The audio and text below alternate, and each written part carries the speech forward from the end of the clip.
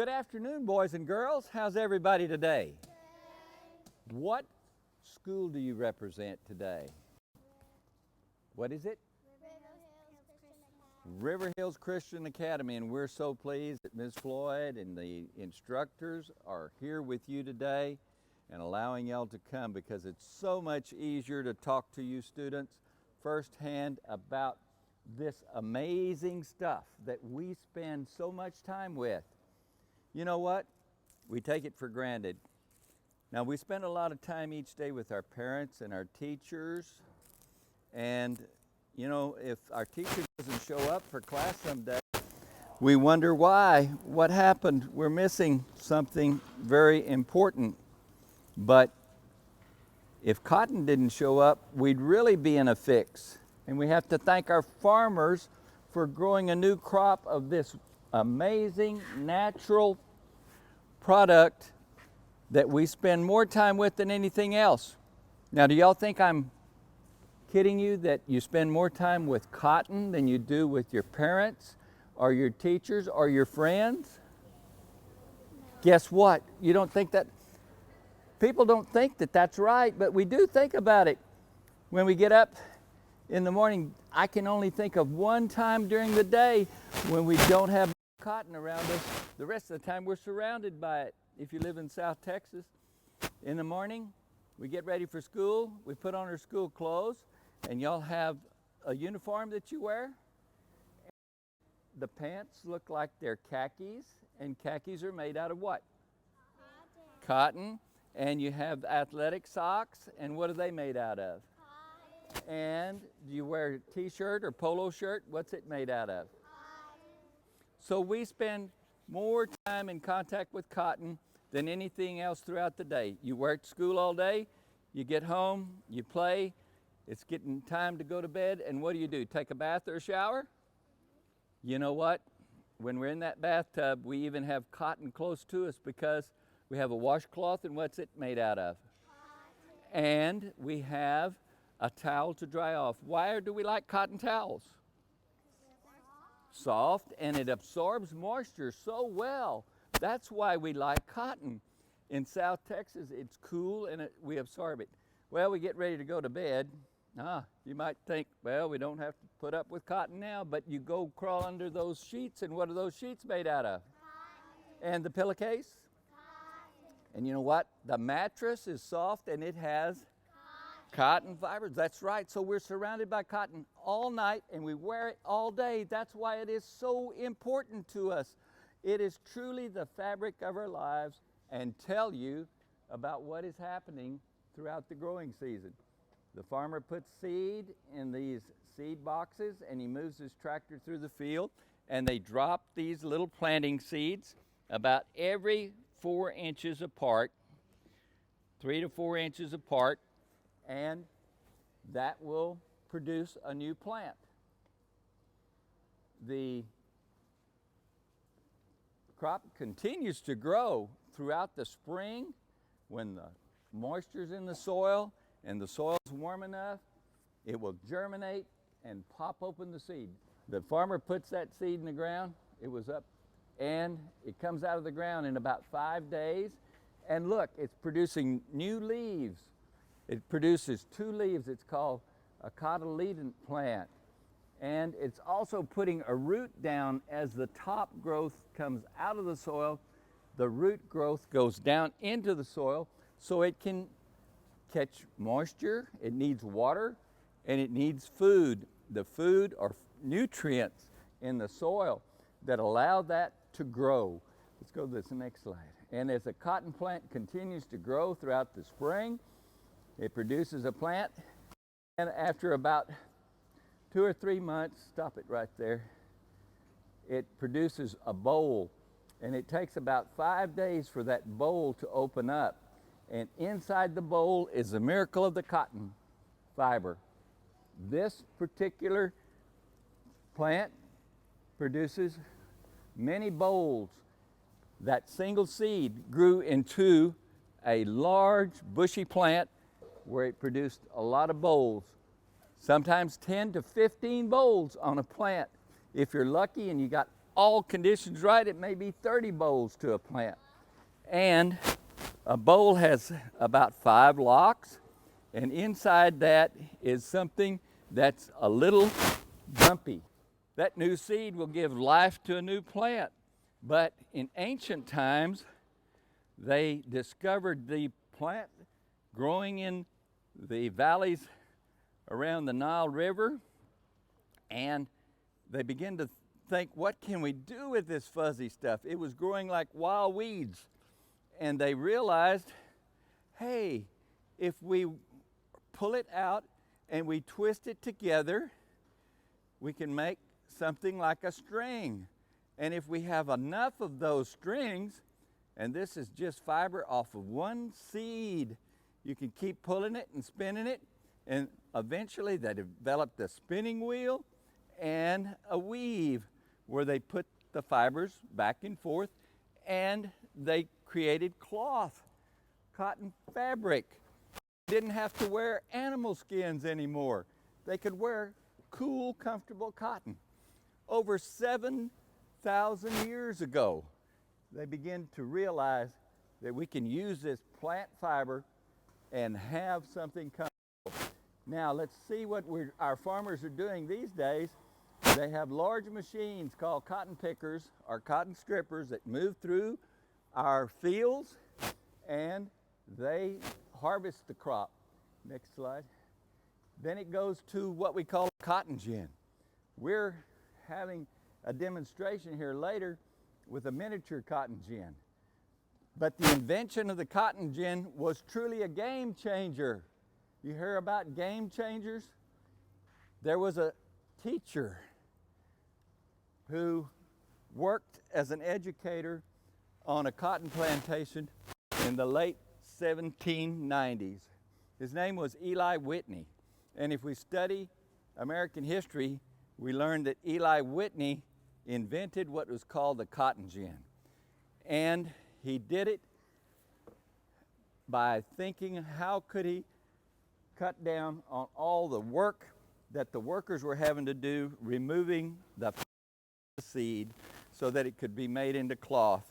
That was very time consuming. And he was sitting on his porch one evening thinking about it, and the story goes that there were chickens out in front of the porch eating, and they were picking, looking for bugs, and there was a cat on the porch with him. And that mama cat jumped on the back of a chicken, thinking it might get a meal, and got to clawing that chicken, and the chicken flopped over and ran away, and the cat just had feathers in his claws.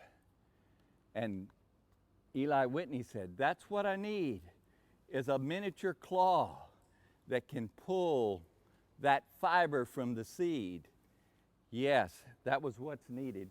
But today we have a cotton gin, and the cotton gin takes this equipment, it's huge equipment, and that is a major gin stand. They have like 5 or 6, and they can turn out about a bale, about 3 bales a minute with that type of equipment, removing seed, the seed is falling, and separating the lint.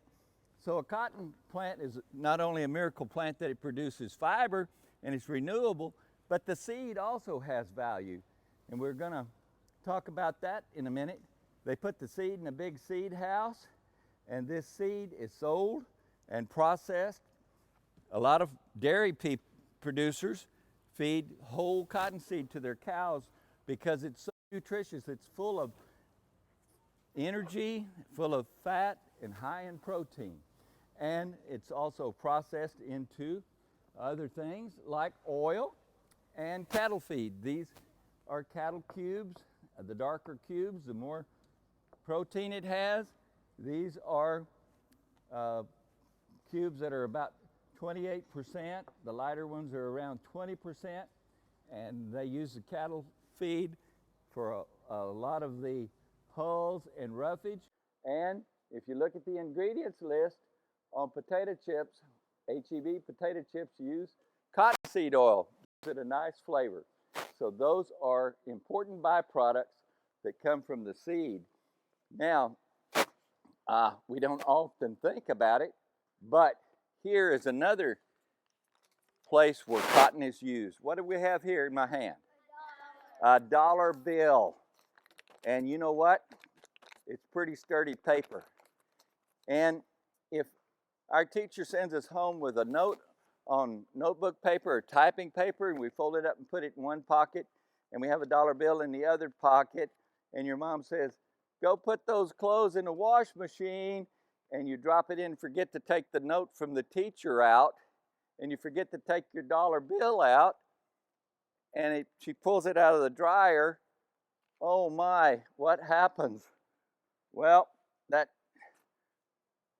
note from the teacher may look all crumpled up and you can't read it, the ink's not there and it falls apart, and the dollar bill is still together and it's clean and it held up. It didn't fall apart. And that's because 70% of the material that makes our cloth paper for our currency is cotton fiber, and about 30% is linen fiber, another natural fiber. They're very durable, and that's why our Treasury Department uses cotton, and they use a lot of cotton. Each year, around 30,000 bales of cotton to print our currency. Now, Texas is the #1 cotton producing state in the nation, and South Texas is a big part of that here in the Coastal Bend, but a great deal of the cotton is produced up in the Panhandle and in the Lubbock area of Texas. And so Texas is the #1 state in producing cotton, and we produce about 4 million bales. Mississippi is the next largest, and they only produce about 1.2 million. Very, very important to our economy. But it did take a lot of work to get our cotton from the field, grown, produced, all the efforts of our farmers to the point where we have fabric that can be made into jeans and other products. Well, a bale of cotton is about 500 pounds. The farmer has about 500 pounds of cotton in a bale. He gets around $300 for a bale of cotton. And one of the things that can be made is a handkerchief. And in fact, they can produce out of a 500-pound bale of cotton over 21,000 handkerchiefs, men's cotton handkerchiefs. If you go to Walmart, you can buy a 3-pack for about $3, so they're about $1 a piece. And that farmer sold that bale of cotton for $300. The produced end product can be sold for over $21,000. Farmer doesn't get all that profit. The textile mill, the merchandisers, the truckers that haul all get a portion of that, but it goes to show that the farmer gets a small portion because he makes the raw material, and the people that do the production make the other parts of it. So those are some of the things. We can make 215 pair of men's jeans, and those bed sheets, about 249 bed sheets coming out of a big bale of cotton. Now, do we have any hard workers in this class? Oh, okay, 1, 2, 3. You know what? Y'all are all hard workers. This is going to be hard on me. I've got 5 stations here. I need a couple of guys and girls. You raise your hand. Come over to the table. This young man back here raised his hand. You raised your hand. And you raised your hand. And I need somebody over here. Now, you guys, your job is going to be to stand in front of one of these, the cotton, and you're going to be what had to be done in the old days, okay? Ginning cotton by hand. Now, Eli Whitney invented the cotton gin. Now, what you're going to have to do, your classmates, I want y'all to feel those bumps like you felt, and you're going to have to pull all the lint off of that and put the lint in one pile and the seed in another pile. So there's the lint pile, and here's the seed pile. So y'all be pulling that off while I talk to the class about the cotton gin. And then y'all are going to get a start on it. Anybody got a timer? Let's see how long this class is going to be working before we get to start using our mechanical cotton gin. Okay? The mechanical cotton gin, invented by Eli Whitney, was originally a little crank on a wooden deal with some spikes, because I told you he got the idea from the claw of the cat, right? Well, he put little spikes with claws on the end on a roller, and then he put a brush on another wheel to pull that lint out, and it separated seed, and our gin will do that, seed in here and lint in here in the lint trap. Now we've got an electric motor, but on the hand crank, in the original patent, Mr. Whitney said he could do in 1 hour with his hand crank by himself in his little mechanical gin, hand powered, the work of 10 experienced adults pulling seed from that, and he could do 10 times as much with his little machine. Today, our little replica gin with an electric motor can do about 100 times faster than what Mr. Whitney could do. So you guys know that the Industrial Revolution was an important part of our development of our American economy, and cotton ginning was an important part of that. Now, I'm going to start our little gin up and show you guys what's happening. You see, there's a group of little saws, much like the carpenter uses in a skill saw when he cuts the 2x4s and cuts lumber. He has a single blade. This gin has a series of 7 saws in here that turn on this drum, and we also have a set of brushes that turn here on a drum, and they touch the teeth on the saws and gently remove the fibers, and the fibers go in the lint trap. Now, how long have these guys been working here? About 2 minutes? How many? About 2 minutes. So we're going to give them a little head start here of about 2 minutes, and they're getting a pretty good pile. They're pretty good workers. Now, I'm going to start our gin, and I need your help, students that are out here, by counting how many minutes, and we're going to go to count by Mississippis. Y'all know how to count seconds by Mississippi? 1 Mississippi, 2 Mississippi. Okay, we're going to do 15 seconds. Now, they're probably crowding down on 3 minutes right now. Okay, we're going to count and see if I can get this pile of cotton, which is about as much as they've got in front of them. And here we go. Can y'all go with me when I drop this first in? Go 1 Mississippi, 1 Mississippi, 2 Mississippi, 3 Mississippi, 4 Mississippi, 5 Mississippi, 6 Mississippi, 7 Mississippi, 8 Mississippi, 9 Mississippi, 10 Mississippi, 12 Mississippi, 13 Mississippi, 14 Mississippi, 15 Mississippi. Took us about, 15 seconds? Can y'all stop? Y'all are almost done. Well, I'm done. And y'all are almost done. And y'all got a 3-minute head start on our equipment here. Y'all are doing a great job, but the fact is that machinery, when designed properly, can do a tremendous amount of work in a short period of time. That's why the cotton gin was the first example of the mechanical revolution. Well, I'm going to put my 15 seconds worth of cottonseed right there. Hey, it looks pretty clean. Let's see where you guys are. Y'all are stopping, right? I know y'all aren't quitters because you're still wanting to work. Yep. Well, there's your pile of seed, and that's your pile of seed. Hey, you're doing a super job of cleaning that. That's almost as good as my gin. That's some of the cleanest hand seeding I've seen. And this is yours. And where's your pile of seed? Okay. Now, your classmates have done that much seed. Looks pretty good. Now, what about your lint? Where's your lint? This is yours? Now, and this is what you gin? Okay, that's good. There's still a few bumpy seeds in that one. That one's all clean. Is yours? Yeah, yours no bumps in there. And where's yours? A cotton lint there. Okay. Now they did that much cotton lint, this much seed. Well, I'm going to go over here, and this is what we did with our gin in 15 seconds, right? Is that what y'all counted to, 15? Okay, let's see what kind of lint we did. Now they've got a pile over there, make a few cotton balls.